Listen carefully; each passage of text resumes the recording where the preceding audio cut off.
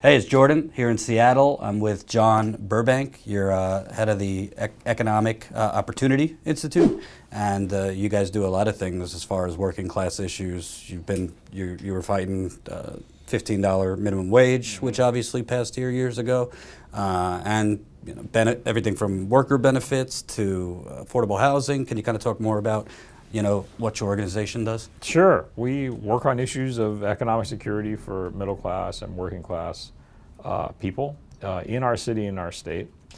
So that translates into things like we were the catalytic organization for a universal progressive paid family and medical leave benefit, which is now the law in our state. We were responsible for a career and wage ladder for early learning workers who, as you know, are paid abysmally, about $14 an hour. That now is the law in our state. It's not funded, but it's the law in our state that would enable wage progression. We work a lot on, starting in 1998, on increasing the minimum wage. In fact, we were participants in an initiative in 1998 that was the first initiative in the country that tied the minimum wage to inflation, so it automatically kept up with inflation. And I see the burning buildings and the Armageddon going on after the $15 minimum wage, as we're warned. We work on expansion of healthcare coverage. In fact, right now we're working on basically a state-based public option in our state. We work on a lot of issues regarding progressive revenue, in particular an income tax on the affluent, which we got passed in the city of Seattle. And now we're working on a number of issues in the legislature. Two of the most interesting ones being a tax on excess compensation by employers of employees, and a doubling of our state estate tax. So you came here initially in the 80s, right? The first time you were here? Well, I actually came here initially in 1962. Oh, okay. But you've been living here since the 80s. Yes. So yes. I want to kind of show viewers the evolution, because my understanding is Seattle, like San Francisco, was long kind of a liberal bastion, little counterculture, and very progressive. And since the tech boom, what kind of changes have you seen? Because this is my first time here, but from the research I've done, it's night and day how Seattle has evolved from kind of more of it is progressive, but definitely more of a tech latte kind of city. So yeah, it is a socially progressive city. And actually, we've made great progress on some economic measures like minimum wage and paid sick days. But we have not really budged at all in terms of, for example, progressive taxation.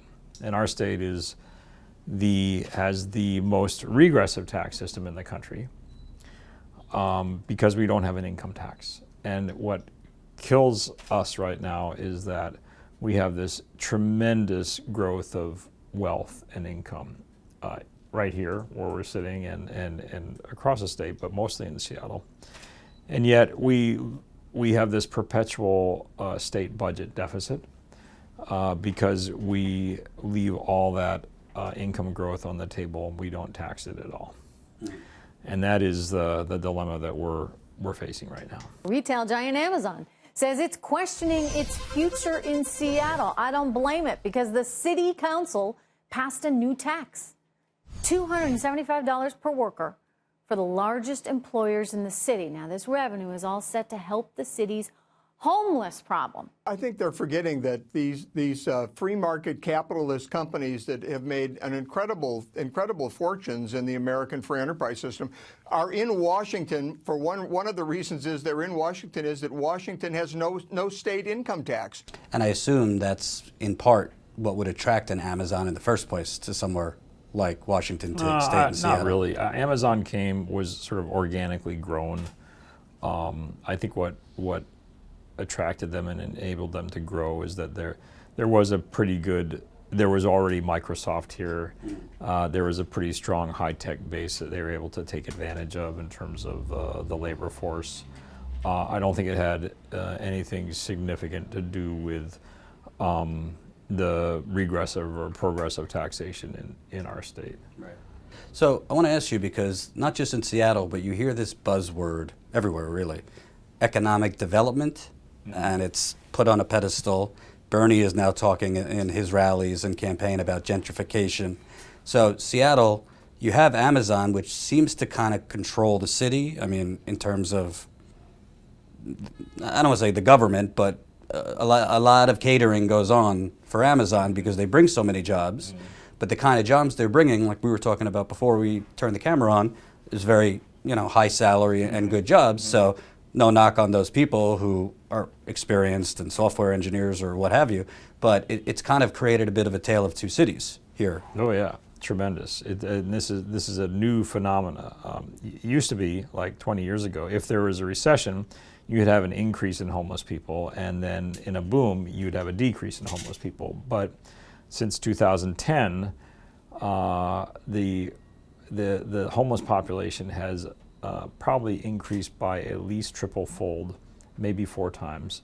There are now more than 4,000 homeless kids in the Seattle School District.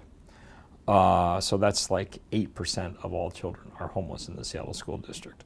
So you have this awful phenomena, which is really, I think, an outgrowth of the sort of corporate capitalism that we have, where you have this tremendous increase in income and wealth, and side by side you have a tremendous increase in homelessness and destitution and hopelessness. And, really what the city council was trying, at least last year with this employer tax, like you said, it would have been kind of like to Amazon pennies, really. Yeah. But they fought, with this is a tax on jobs and workers and yada, yada, yada. So even though Amazon is bringing in all these jobs, it's kind of like, it seems like the rationale is, well, that's just the price of doing business. Some people are going to be displaced, but look at all the other benefits. Look at the restaurants and the bars and the shopping districts and all that. Well, I think that the problem with American public policy in general is that rather than planning in advance, we're always trying to catch up with the development. And so we have the same situation here where traffic is really awful. I've noticed. We do not have a very good mass transit system. And we have not, the city has failed to really keep up with the demand for livable housing, right? And so as a result, you have a city where if you have money, you're going to do okay, although you're going to end up waiting quite a while for your bus. But if you don't have money, then you're probably going to be pushed out to the suburbs and spending, a couple hours a day, literally, maybe 3 hours a day, literally just commuting back and forth. It's a good part of your life. Or you may stay in the city and find minimal marginal housing, or you may be frankly priced out of your home and you become homeless.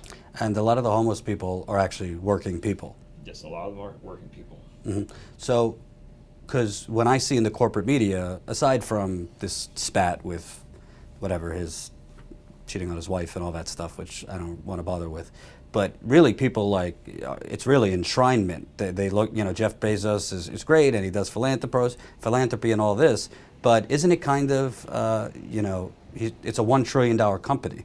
So it became that, based off the opportunity here it had in Seattle. Yes, it's given to Seattle, but what is it about the state government here? Because it seems like the state government has kind of just, because they're happy with the higher paying jobs coming, look the other way in Amazon's responsibility to the people being displaced. And it's not just Amazon, you've talked about Boeing too. Yeah. So our state has actually subsidized Amazon significantly. I think because of tax credits that the legislature has passed. Amazon, I think last year got $45 million in tax credits just from the state of Washington. And they didn't pay any federal tax. Yeah, yeah. So I think that what you're seeing is is sort of the narrative is that if you have a rich person who gives a little bit of money to philanthropy, whatever that is, then they're seen as a good person, right? Mm-hmm. But in fact, that's just patina for enabling them to get more and more money. Mm-hmm. And you have to ask, well, where does that money come from? It's not self-made money. If you buy an Amazon product, well, then you're buying a product that is, first of all, made by people all over the world, right? And secondly, Amazon is basically the collector distributor, so they're just taking something as the middleman in between. Many in sweatshops, by the way. Yes, of course. Mm-hmm. So this is not a self-made person. In fact, none of the millionaires or billionaires are self-made people. They tend to benefit from, like Microsoft. A lot of that wealth is from essentially what is a monopoly on software. Mm-hmm. They should be treated as a public utility, as Amazon should be treated as a public utility, but we don't treat them as public utilities, mm-hmm. and so they don't have very many parameters around them about how to operate and what should be their profit level. So it's sort of like capitalism or corporate capitalism gone wild. It's actually the opposite of perfect competition. Right. It's not a free market. It's a rigged market. That is correct. So I don't know if I answered your question, but that's how I. And can you kind of talk about? I know it's more of an. Let me. So like Paul Allen died recently, right. And so he's sort of seen as lionized as this great person who put all this money into various philanthropic projects. But actually, it was a very little amount of his wealth. And the thing about that is when people do that, like Bill and Melinda Gates, for example, then you're actually taking money from the federal government. They should have paid at least a third of the money that they put into the foundation to the federal government. And then you have these, quote, public policy decisions that are being made essentially using billions and billions of dollars by two people, by Bill and Melinda Gates. Mm-hmm. So it's sort of it's completely anti-democratic. Or more translated, the government being bought by the corporations? You could say that. I just say it's anti-democratic.